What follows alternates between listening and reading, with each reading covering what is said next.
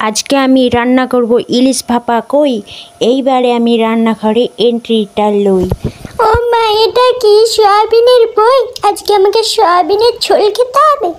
টুনির মা, কাঁদিস না, সয়াবিনের ঝোলই এমন রান্না করব না, ইলিশ ভাপার থেকেও ভালো হবে। এইদিকে আমি বসিয়ে দিয়েছি ভাত, আর এইদিকে বসিয়ে দিয়েছি কড়া, তার উপর দিয়ে দিয়েছি তেল এক ঝরা।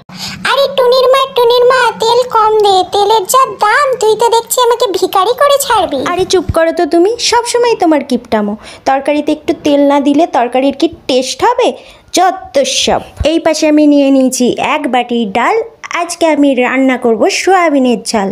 আরে টুনির মা, সয়াবিনের ঝাল নয় রে, সয়াবিনের ঝোল। নালে ভাতটা কি দিয়ে খাবো রে? সয়াবিনের ঝোল রান্না করিস। ওহ, এই লোকটাকে নিয়ে আর পারা যায় না, সব সময় খাই। আচ্ছা ঠিক আছে, সয়াবিনের ঝোলই রান্না করব। এই টুনির মা, এইগুলো আবার তেলেতে কি দিলিস? দেখ না কেমন কালো হয়ে গেছে, মনে হচ্ছে এইগুলোকে মেকআপ করাতে হবে। আরে এটাও জানো না, এটা হচ্ছে জিরে তেজপাতা। এগুলো একটু কালো কালো করেই ভাজতে হয়, নালে তরকারিতে একটু কালার আসবে কি করে। এই জন্যই ভাবি টুনির মায়ের রান্না এত ভালো হয় কি করে।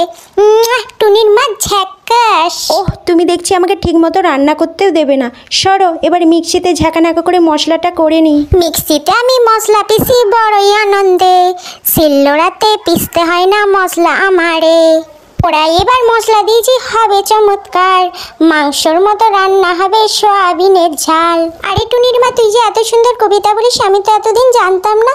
তাড়াতাড়ি রান্না করে, এবার আমার প্রচুর খিদে পেয়ে গেছে। আরে একটু দাঁড়াও, আগে একটু আমি নেচে নিই, আমার ফলোয়ার্সরা যে আমাকে দেখবে। টুনির মা, তুই নাচবি পরে, আগে তুই আমাকে খেতে দে। চুচুই যে পেটে ডন মারছে। এই টুনির বাপকে নিয়ে আর পারা যায় না, সবসময় খাই আর খাই।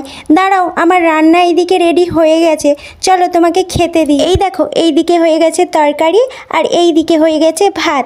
চলো দুজনে এবার খাবো সয়াবিনের ঝোল ভাত। এই যে তোমাদেরকে বলছি, যদি ভিডিওটা ভালো লাগে অবশ্যই একটা লাইক আর শেয়ার করে দিও। টাটা সবাইকে।